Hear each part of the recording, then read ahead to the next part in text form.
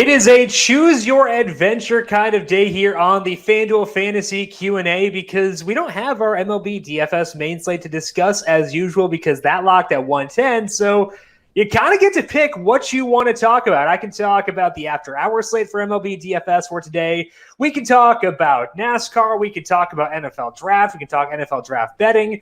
Whatever you want to hear about, I'm down to talk about. So let me know over on YouTube, Twitch, Facebook, or Twitter what you want to discuss. We'll get you set for all that action. Welcome on into the FanDuel Fantasy Q&A. My name is Jim Sanas. I am a senior writer and analyst for numberFire.com. Here to talk about whatever it is your heart desires. So let me know over on YouTube, Twitch, Facebook, or Periscope what is on your mind for today. I'm going to start things off here by talking about the after-hour slate. It's a two-game slate, but, whatever. It's action for baseball. But as questions come along, we'll shift gears, focus on what is on your mind for today. Back to the regular format for tomorrow because the main slate is back, I would assume, back to the regular time for MLB DFS. So we'll be talking about the main slate then. But for today, we get to, jump around the map to whatever is on your mind. So this after-hour slate, just a two-game slate. We got the Jays and the Angels and the Astros and the Athletics. The Jays and Angels playing in Dunedin. I don't know if that's how it's pronounced. I know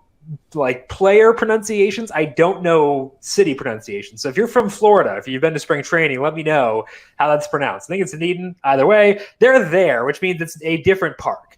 Looking into this park, it seems like it'll probably skew towards being hitter-friendly because the dimensions are relatively short and the temperature there should be conducive to some offense because it's 75 degrees Dunedin for today. That's good for offense. So high temperatures, probably kind of muggy given that it's in Florida. I actually have the weather over here for that one.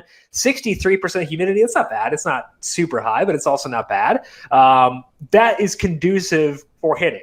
So I would say based on the way this slate breaks down, I'd probably take your pitcher from Astros, A's, mostly Javier, and then I would stack up probably Angels, Jays. It might not wind up panning out that way. We could see a lot of people do that, in which case it's just kind of a donkey move because that's where everyone's going. That's where you don't want to go. But I think that the way the park sets up seems like it should be one that does get us a good number of runs scored. It's also a situation where I don't really want to use either pitcher. Ross Stripling, not a guy who goes super deep into games.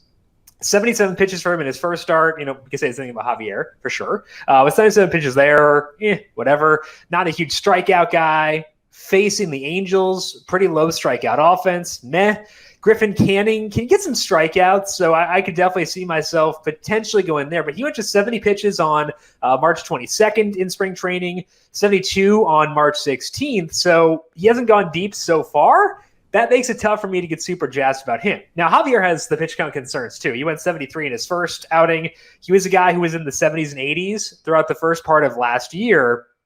Never really got super far beyond that. But he does have strikeouts, doesn't walk a lot of guys, doesn't allow a lot of hard contact. And he has the best matchup on this slate against the A's offense, who will strike out. So I would say for that after-hours slate, that's probably where I would be looking, is skewing towards using Javier as my pitcher and then stacking up the Jays and the Angels and taking advantage of the park factor out there. I see we have some Dr. Disrespect fans in the YouTube chat. Welcome. Hopefully you enjoyed yesterday's stream. Hopefully if you decided to fill out a lineup for the Masters based on what Dr. Disrespect is saying, things are going well for you. I have my player pool over here on the Masters leaderboard. You can go to themasters.com and pull up your own leaderboard.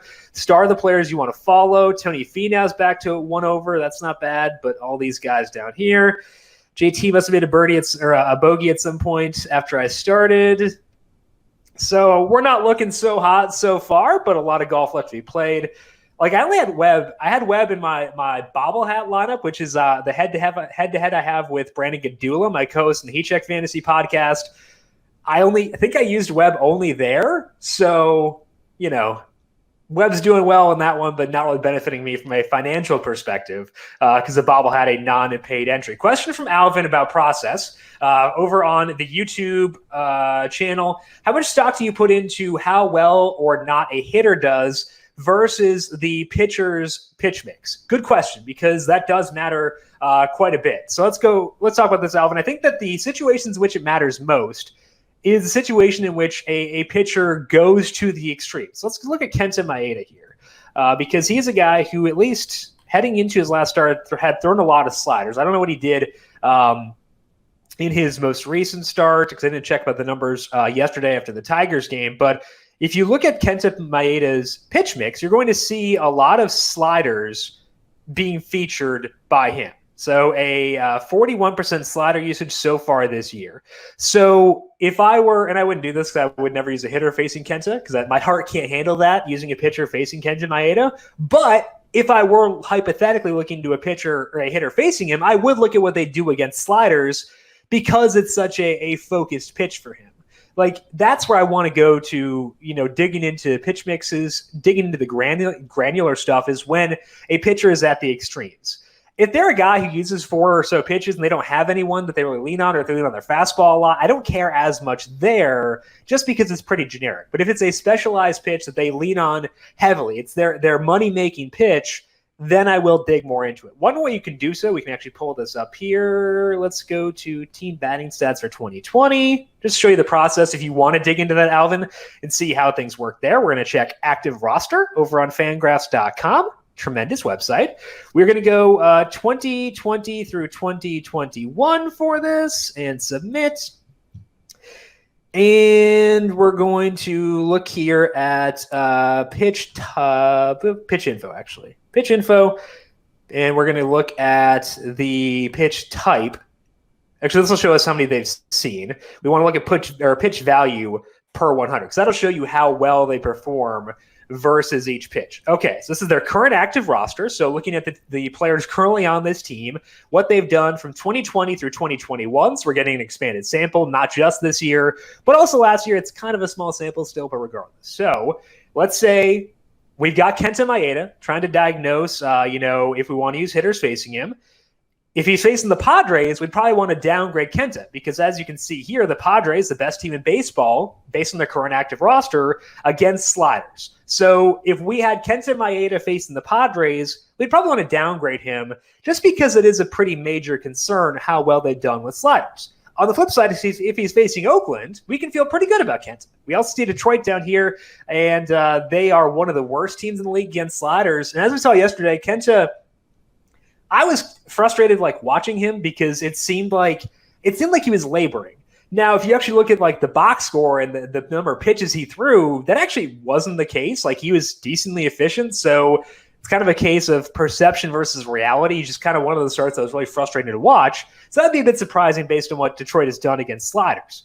But I think that's kind of the overall process. So Alvin, I would say the way I play things is for the extremes. If there is a pitcher who leans a lot on a non-fastball, they throw it a lot, I will look into what the opposing team does against that pitch. I focus more on the opposing team than I do individual batters, just to get a broad scope. If I've got a pitcher who leans on his slider, facing a team that does well against sliders, I'll be more inclined to stack them than I would otherwise. But I will say, overall, it's not one of the first things I turn to from a research perspective. It's definitely going to be a secondary research thing for me. But I think just kind of having in your mind which pitchers lean on the particular pitches the most, that'll be helpful for you. Tactical Ponytails, what do you think of Doc as an entertainer? I tuned in yesterday a bit for the stream to check out his PGA lineup, so I was curious, I like PGA too, so I was curious what he'd do. And actually, his PGA lineup wasn't bad. He had Tony Finau in there. Paul Casey was in there. I as we saw before, I have both those guys here. Paul Casey's at 1 over, Finau at 1 over as well. I thought it was actually a pretty good lineup, so I was impressed. I thought that was a good one. I'm excited to have him on board here with FanDuel as well. So a good time, and I thought that it was fun to watch the stream for sure. Definitely a fan after that. Going back to Alvin here, I do want to discuss one more thing. I mentioned being aware of which pitches a pitcher uses most often, and that does kind of lend itself to talking more about overall process. So what I'm going to do is show you how I research pitchers in just 1 second. First, we have a question from Brad over on Facebook. How about an Angels-Astros stack? Yeah, I definitely think you can. The problem I get to, it's a 2-game slate, so you can do whatever you want. The problem I get with there is it's hard for me to find which pitcher I'd want to use. I'd probably go Canning, but the pitch count's probably not going to be very high. The Blue Jays offense is pretty good. So I can get there. It's just really hard for me to not use Javier, because I think he's the best pitcher on this slate. So you can do it, Brad. I just have a hard time finding a different pitcher to use, I think is my issue there. So it's a 2-game slate. You can do whatever you want. If you think that I'm an idiot, just go ahead and go nuts with that. I also think the Astros are a pretty good stacking option. So actually, yeah, you asked Angels, Astros. I don't know what I was thinking about, Brad. Yes, Astros are a fine stack for sure. Angels a fine stack too. Brad, I'm on board. I misread your question. You're good to go. I think that's a fine question. The Astros against lefties, still good numbers. This is since the start of last year, so it does not include what they did back in 2019. Still pretty good numbers against lefties. So, yeah, I think that's a fine play. Astros, really solid. Angels, solid for stacking. I would toss the Blue Jays in there as well. So, Brad, fire away for sure. Want to go back to Alvin here, and I think that this might be a fun time because it is a smaller slate. Maybe just to look into the steps I take in doing my research for pitchers. So we can do this by looking forward to tomorrow's slate. This is what I assume will be the main slate. I don't actually know yet because it's not posted. Didn't have the Blue Jays pitcher when I was looking earlier, but let's say Joe Musgrove. We want to dig into – actually, no, let's not go Joe Musgrove. Let's go Zack Wheeler, maybe? Yeah, let's go Zack Wheeler. Let's dig into him because he looked pretty good in his first start. So what I would do, go to FanGraphs. I would search for Zack Wheeler. Click there. And first thing that I'm going to do is I'm going to go to his game log after it loads because it'll jump around after that. Okay, go to the game log for Zack Wheeler. First thing I'm going to do, Alvin, is go to more batted balls because that shows me his pitch count. He went 90 pitches in his first start. Good to go. No concerns there at all. Second thing I do, pitch info, pitch type. This is going to show me what kinds of pitches he leans on. I care more about the pitch mix than the pitch velocity because velocity can sometimes fluctuate quite a bit based on the temperature, based on other things. So I definitely look at it, but it's a secondary concern for me. So I want to pull out the pitch mix.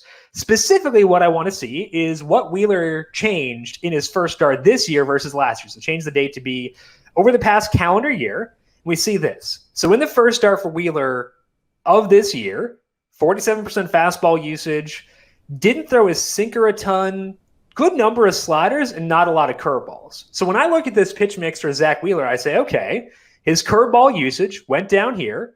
His slider usage up a bit in that same time. So if I'm trying to decide what to expect out of Zack Wheeler in his next start, I'm probably going to focus on this sample here from September 2nd through April 3rd of this year. And that looks to me as if it's the most relevant sample for Zack Wheeler. That will get you in trouble sometimes because pitch mixes can change. Obviously, if I'm talking about it in this sense, obviously it's not steady. It's not stagnant. It can change from one start to the next. So we can go down bad paths here, but I'd rather go down a bad path with more relevant data than a bad path with outdated data. Like Jameson Taillon, I think 2018 or so, he literally added a new pitch. So if you're looking at Taillon's full season numbers that year, you're not going to be getting an accurate picture of what to expect out of him as a pitcher. So that's why I want to look at pitch mix, see what they've been doing recently, and then I will dig into velocity after that to see where things are at. Wheeler's very good in that first start, so no concerns there, no alterations based on the velocity for Zack Wheeler. So I've got the accurate sample, or what I think is the accurate sample for Zack Wheeler. Again, small sample, but I think that's going to be the ideal way to play things in general if I'm trying to get the best read on what to expect out of a pitcher going forward. Got our sample. So we go to batted ball, and that's going to show us his skill interactive ERA. Skill interactive ERA it accounts for defense, it accounts for luck. Basically, it leans most heavily on strikeouts, walks, and batted balls. That might be actually all it leans on. But that's what it's going to focus on. And those are the key things that can dictate true pitcher skill. That's what we want to lean towards versus an ERA, which can be subject to park factors. It can be subject to maybe defense they played in the past, some bad luck, things like that. Skill interactive ERA, because it leans on statistics like strikeout rate and walk rate and batted ball data that stabilize more quickly, it's going to stabilize more quickly too. So look at the skill interactive ERA, 3.42 for Wheeler in this time. That's not too bad. Once I have that, go here to the advanced tab, 25% strikeout rate for Zack Wheeler in the span, pretty good. 5.6% walk rate, we'll take that. You go to the StatCast tab, check out the barrel percentage. Around league average is about 7.5%.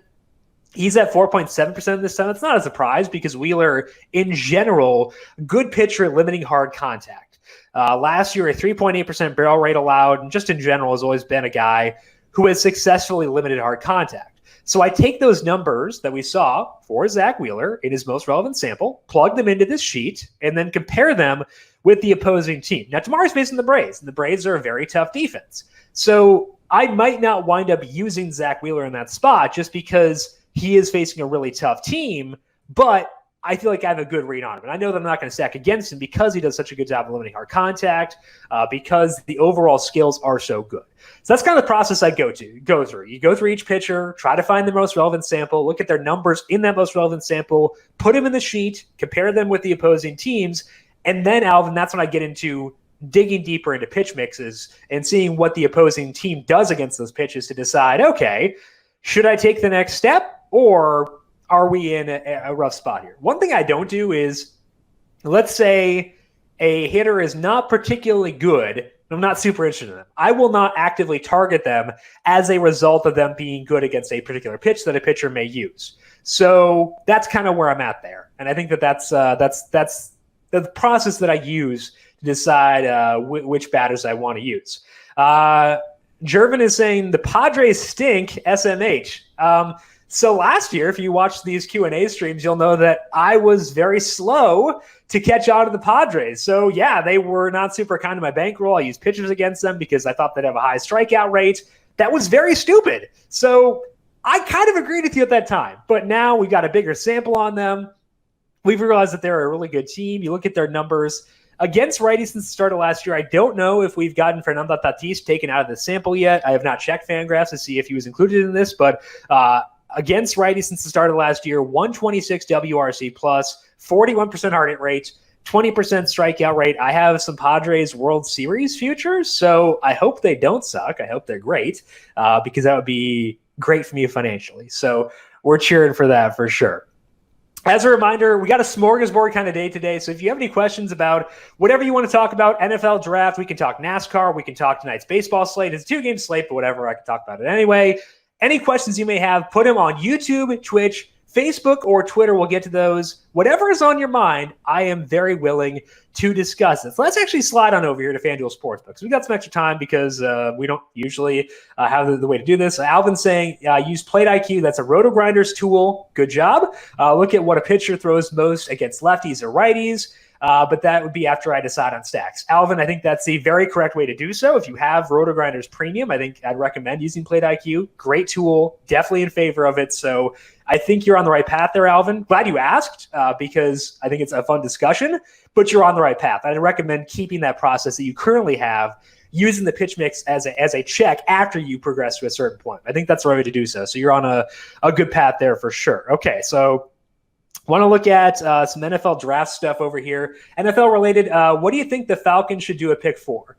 So I think the Falcons, it's tough, Alvin, because I think the Falcons could be very good this year. I've actually got my win total projections pulled up here. Let's do that. My win total projections have Atlanta at 8.3. I think their win total at some other sports book, they're not up at FanDuel yet, and I don't want to, so their win total at some other sports book was 7, I believe. I have them at 8.3. So what that says to me, especially with teams like New Orleans in flux, Tampa Bay, very good still, so it's not a wide open division. Carolina not getting a high-profile quarterback. I think Atlanta has a chance to push for a playoff spot this year. So the question is, do they decide to invest for 2020 or 2021, or do they decide to go for the future? That's tough for me. I'd have a really tough time if deciding between going for the quarterback and trading down. Alvin is a Falcons fan. Can't decide Pitts, quarterback, or trade down. Those are probably the right options, I would say. I think those are the 3 you would lean towards. I guess if it were me, Alvin, like if I were Terry Fontenot and I were sitting there in the draft room trying to decide what to do, if Justin Fields is on the board at pick 4, I personally would have a very tough time not going there. Because I think Justin Fields is tremendous. You get him back to Georgia. That's a good thing too, because why not? You can right the wrongs of the Georgia Bulldogs. Get Justin Fields back to Georgia. I would be inclined to do that personally. So if I were the Falcons, that's probably what I would do. The second option that I would have is trading down. I'm always in favor of trading down because I know I'm going to make a lot of bad choices. Like I've had so many stupid crushes with NFL quarterback prospects who did not pan out that I know I'm not a good evaluator. So what the better way to play things would be to me is to trade down, get additional assets, and give yourself more swipes of the dartboard. Like, let's say you're trying to kick 3 field goals. You're going to feel better about kicking 3 field goals if you give yourself 40 chances to kick 3 field goals, and you will if you take 10 attempts. So I always want to maximize my swipes of the board, maximize the number of chances, and give myself more wiggle room to be wrong. So that's the way that I would do things. So if I'm not taking Justin Fields, like if Fields goes 3, I would trade down. I think Trey Lance is very good, but definitely more risk there. And I think the Falcons could afford to just stick with Matt Ryan for a couple more years in that scenario. I don't think Mac Jones would be worth the 4th overall pick. So I'd rather trade down if Justin Fields were not there. So I think that'd be kind of my thought process is if Fields is there, go Fields. If Fields is not there, I'd probably wind up trading down. They do have position betting up at FanDuel Sportsbook now, and you can see, bet on where you think guys will go. Justin Fields right now, his total's at 4.5. The under is -106. And I think that the under there is kind of interesting because you're essentially getting multiple paths to that bet cashing. You could have path number 1 where everything the 49ers that's been reported about them is incorrect, and they do wind up going Justin Fields. This is a draft where we don't have as much information about what's going to happen because we didn't have the combine, don't have as much information passing through. So I still remain skeptical that things are as certain that Mac Jones is going 3rd overall as they're said. I'm not betting against Mac Jones to not go 3rd, but it gives me more wiggle room to consider Justin Fields over 4.5 or under 4.5, I should say, because it's a possibility he goes 3rd. There are 2 other paths to him being in the top 4. Atlanta could take him at 4. I think that's very true. The reporting recently on Atlanta has been that Fontenot prefers Trey Lance and that Arthur Smith wants to trade down, stick with Matt Ryan.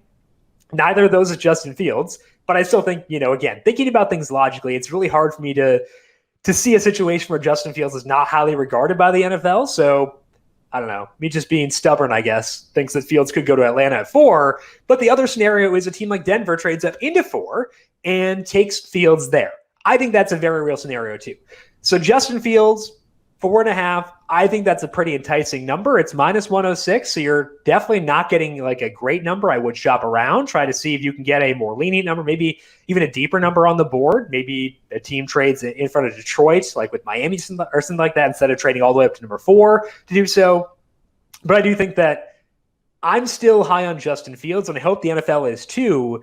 So I'd be inclined to try to find some unders on Fields and hope that that things do break in that favor. As mentioned, I'm not skeptical enough because it's Adam Schefter, it's Daniel Jeremiah. These people are very, very smart and very tuned in. I don't want to bet against their information. So I'm not going to bet that Mac Jones won't go 3rd overall. So I'm not leaping to bet Mac Jones over 3.5 here, but I think there's at least some leeway where Justin Fields could go with that 3rd overall pick. The other one that I think is kind of enticing is Trey Lance over 7.5, just because it's +172. That's really good juice to get on that because there are paths. Again, that's a key word to talk about a lot with the NFL draft is paths. How many paths are there to you winning your bet? What's the probability of those paths occurring? With Trey Lance, if he gets past 4, Bengals aren't going quarterback. Dolphins, I would hope, aren't going quarterback. I love Tua, so I hope they're not going quarterback. The Lions could. So that's where you get into issues with 7.5. And we also could see a team like Denver trade in front of the Lions to take him there. That's why I think there is concern with the 7.5. But again, it's a draft where there is a lot of uncertainty. We actually don't know the way things are going to break. When you can get over 7.5 at +172 for a guy who had some accuracy issues in college, is not the most experienced guy, played in the FCS. I love Trey Lance. I think he's a super high upside guy, but there are concerns. And it's a draft where there are a lot of unknowns. So if you're getting +172 on the over with Trey Lance, I'd be pretty inclined to take that. So to me, I think Fields under 4.5, Lance over 7.5. I think those are the ways I'd be leaning based on the numbers over at FanDuel Sportsbook. So a weird day today for sure, given that the MLB slate was kind of funky, but we are back to our regular format for tomorrow, breaking down Friday's MLB main slate. It's going to be a fun one. As mentioned, we had the good pitchers available for tomorrow. So should be a fun slate. Make sure you tune in at 4 p.m. Eastern tomorrow. YouTube, Twitch, Facebook, and Twitter. Get those questions in, and we'll get you set for Friday night's slate. We also have the solo shot, 9 a.m. Eastern tomorrow on YouTube.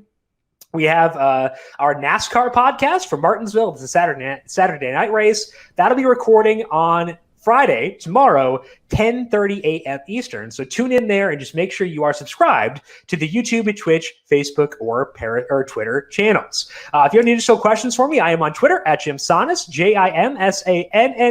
You can also check us out. Check out the FanDuel Podcast Network on Twitter at FanDuel Podcast. Big thank you to Calvin Theobald, our video producer, for running the video side of things here today. Cal is a rock star. Thank you as always, Cal. Good luck to everyone, no matter what you're playing for tonight. We'll talk to you once again tomorrow. This has been the FanDuel Fantasy Q&A.